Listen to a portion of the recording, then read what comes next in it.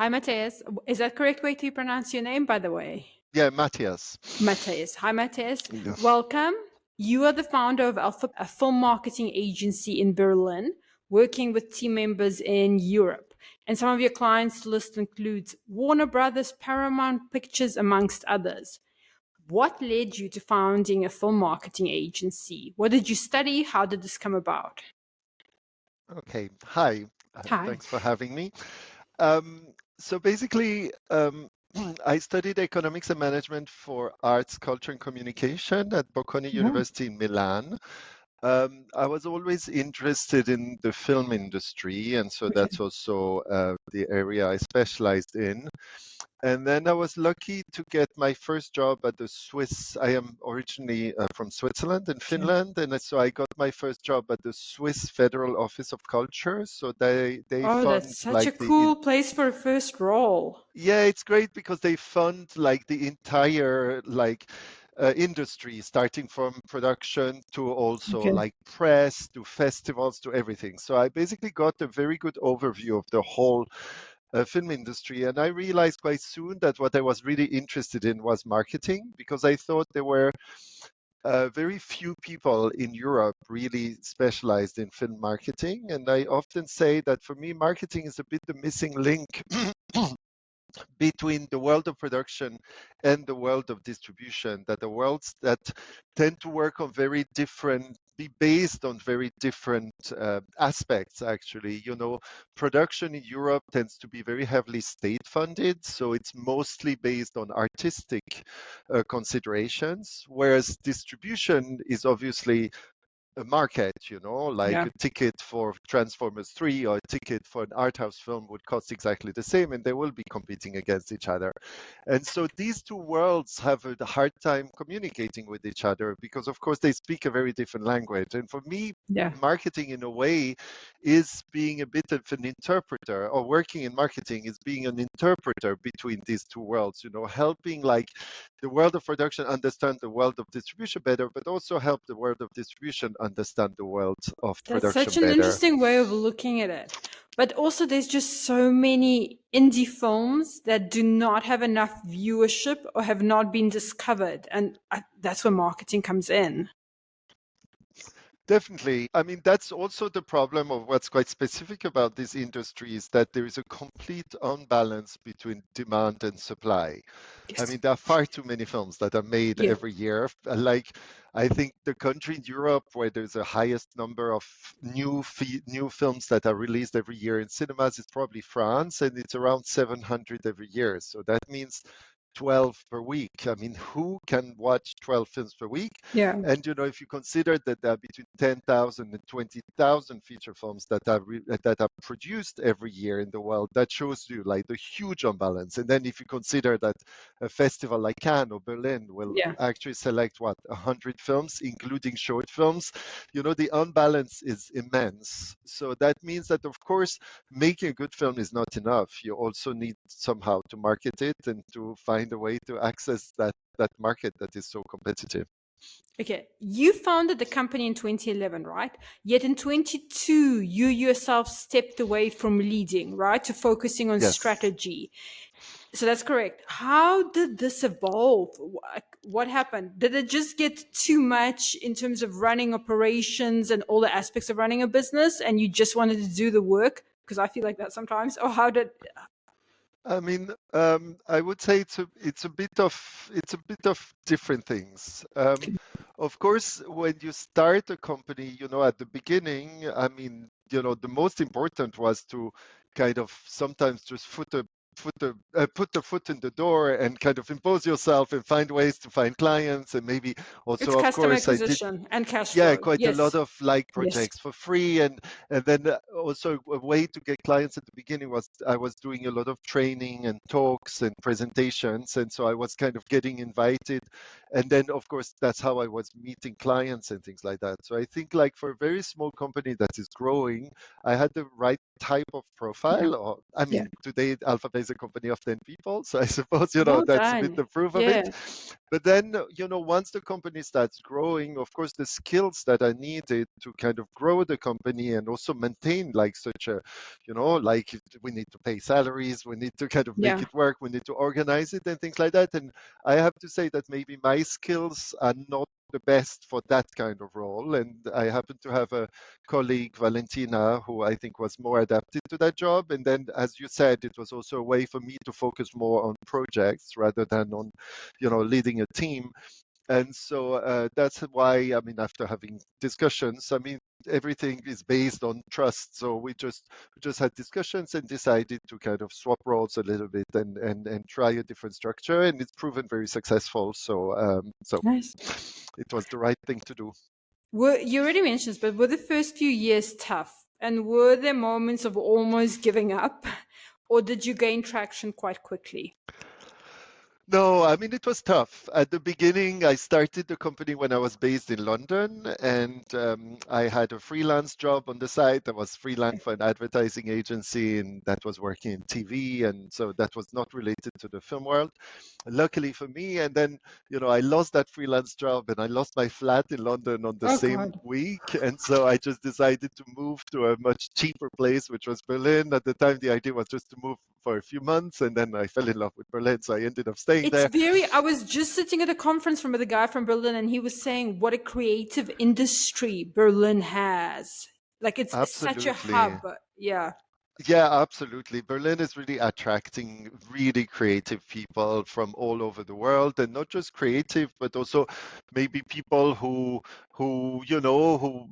Berlin is a very free city where you can really be yourself. It attracts a lot of queer people. It attracts a lot of people, who just basically want to maybe live a life that's a bit like different. And so for us, obviously in the area of film marketing is really great because it's exactly the kind of profile that we want, people who are Exactly. interested in culture, So who it are was a interested in smart art. strategic choice to go from I think London. Yeah. so. I mean, but yeah, the first weeks, the first years, of course, were quite tough, and sometimes I was about to give up, and then at the same time, every time that I was close to giving up, there was like one new opportunity that arrived, one new project that just kind of brought in that money that we needed, and then in 2015, we actually ended up getting hired by Warner Bros. And 20th Oh, Century Fox wow. in Switzerland to do all their social media for the French How part of did that Switzerland. come about? Because that's not life changing, but that's, uh, yeah, that's the I mean, turning point for a business. for a small company, that's what allowed us to kind of hire, to kind of actually like hire someone for the first time and to actually grow the team. I mean, as often in this industry, it's a mix of, relationships, being in the right time in the right place, Yeah. a bit of luck, a bit of reputation, and Yeah. you Yeah. always put all of these together. I mean, if you look at all the projects, there are different like stepping stones in the history of Alpha Panda that have brought us to move to a bigger league, let's say. Yeah. And every time it's always a mix of these things, it can be by chance you just meet someone at a festival and you have a conversation and they're like, oh, listen, I've heard of this and that and that. And then very often in the film industry, that's how you get the jobs, but at the same time, you wouldn't be at that film festival and you wouldn't have like, if you didn't have like the reputation and the experience you have, you wouldn't be hired for the job. So it's always a mix of skills and, being at the right time in the right place. How does the European film industry differ from that in the United States? Because I don't know if you know Sarah Calderon from the film Of agency. Yeah, course, yeah. of I've had course. her on my podcast and she had some interesting thoughts on that, but I'd love to hear yours. Actually, I mean, I don't know like the US film industry. I mean, of course, we've got experience working Yeah. with studios, and so I would say, like, at least when it comes to that, the studios have this very centralized approach, which for marketing is a very, very smart approach because it means like at the time of production, they already have a marketing strategy in place. They know exactly what they need to create. They already can create like all kind of interviews with the talents, social media assets, the Yeah. whole package that then can be implemented in all territories. And so, Yeah. for example, the paradox is that for us as a social media agency, we're actually charging Warner Bros. Much less than we charge an independent distributor because they were providing all the material. We just had Yeah. to write the copy and do the Yeah. posting and things like that. Whereas, if you work with an indie distributor, they don't have any material. So we have to create all the assets. We have to put together a strategy. So that, I would say, is the huge strength of the US industry versus, the European industry, is that they are vertically integrated. And so that Okay. means they have the power of centralizing a lot of activities, which is much, much harder to do. But at the same time, this is something we're trying to implement here in Europe, and we're trying to do more and more. And so I think there are ways, but it's just not happening automatically because the structure is so different. Do you have any advice to aspiring filmmakers, distributors, sales agents in Europe in the current climate and with AI?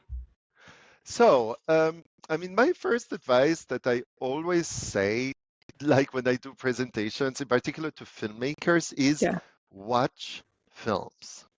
Like actually, like I always do, for example, this thing when I do presentations, I say, how many of you want to go to Sundance with the next film? And then everyone raises their hand.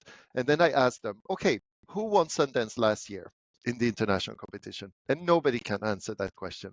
I'm like, why do you want to go to Sundance if you don't know who wins Sundance? And if you don't know, for some films, Sundance is fabulous. For some other films, it's the wrong place to go, and you're much better off going to Rotterdam rather than going to Sundance. So what I want to do is, what I want to say is, this industry has some kind of rules. There are certain films that work in certain places and things like that. And you need to watch films, and you need to kind of understand these things in order to understand the industry. And so if you're just kind of basing, if you have assumptions, then very often these assumptions are probably wrong. So that's the first thing. So it's really watch films and understand how the industry works, and then from there everything else we can find a solution. But this is the real important first step. I think the biggest issue with indie filmmakers in the United States is the funding, if I understand correctly. Is this heavily supported? I know in the UAE, where I'm based, that's supported a lot by the government and there are a lot of grants. Is Europe the same, similar to the Middle East in that? Yeah, yes, absolutely. I've been a couple of times to Red Sea Film Festival, so I'm Hmm. not super I familiar heard with, it's but amazing. yeah, Yeah. I've had that has given me more of a window into the Middle East, and I can see there is a lot being like put now Yes. into film. Yeah.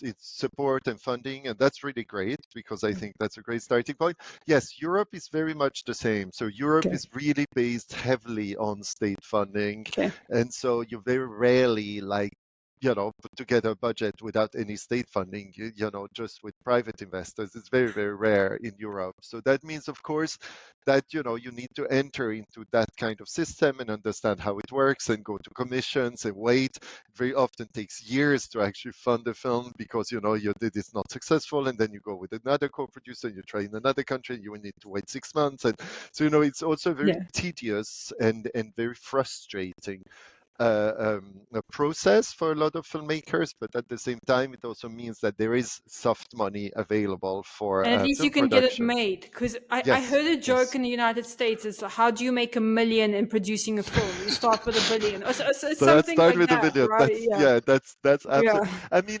Basically, this is, beyond the joke. This is actually saying something very interesting. There is a truth to this, and Yes. which is the problem is that the film industry is a very high risk industry. And Yes. so the only way to limit the risk is to have a lot of different films, whether you're distributing or producing or financing or whatever, because of course, if there's one film out of 10 that really earns a lot of money and 9 films out of 10 that lose, you need to have that one out of 10 in your catalog. And of course, if you're producing 100 films a year, it's likely that you will have a few, but nobody does produce 100 films a year, even maybe Yeah. Netflix nowadays, but even Netflix probably doesn't produce that many. And so that's the big problem. That's a fundamental problem of the film industry, But that it's even a high risk Apple TV industry. recently came out that they're losing money and they don't mind. On the yes. Mm. But technically, even if you think Disney has never really made money with their films. Disney is actually making money with their amusement parks. So they need films so that people And the merch, dream I'm and say, hey, sure. I want The to go to amount, the amusement park, or I want to buy a little blush, or yeah, I the want to, you amount see I what I mean? spend on my son's toys, yes.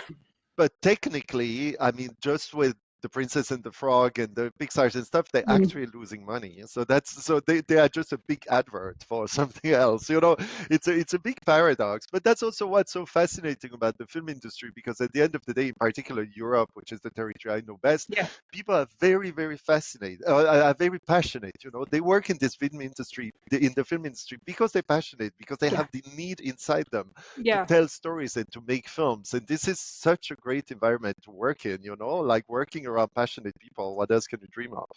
Ah, that's amazing. Okay, and final question: how was Cannes? Because Ha. yeah, we had to delay this so you could go to Cannes. So how was it?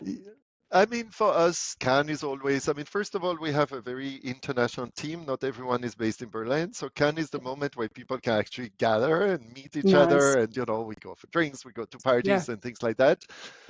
Cannes is also the place for us where, you know, everyone, all our clients are. So it's a great place where we can meet everyone at any one time, because our clients tend to be scattered around Europe or even around the world. Then, I mean, for me personally, I'm not a big fan of the Cannes Film Festival. I think it's too big. And I prefer smaller festivals where everyone gathers in the same place at night. You're sure that you're going to be meeting the people that are attending the festival. Cannes is so huge that, you know, you can spend 10 days without even bumping into people that you would love to see. So there is So less what that is your kind of favorite film festival festival? energy. What is your My favorite film favorite, festival? it's a very difficult question, but I would say it's the Locarno Film Festival, because the Locarno Film Festival, which is taking place in August in Switzerland, they have this very special place called the Piazza Grande, which is Okay. a 8,000 seat outdoor cinema in a beautiful medieval city, and it is gorgeous. And when you see And it's summertime. a beautiful film there, it's really unforgettable. Like, I remember watching Little Miss Sunshine with 8,000 people laughing around me. I Oh, will that's my never top forget five that. movies. You Oh. see, what a shame. Then you need to go to Locarno, because I'm sure you're going to get a lot of other like top five movies. Because, you know, watching a film is a social experiment. This is something that you want to do with with other people around you. And so the Piazza Grande is a completely unique place in the world. Oh, thank you so much. Thank you for taking the time to do this, and thank you very much.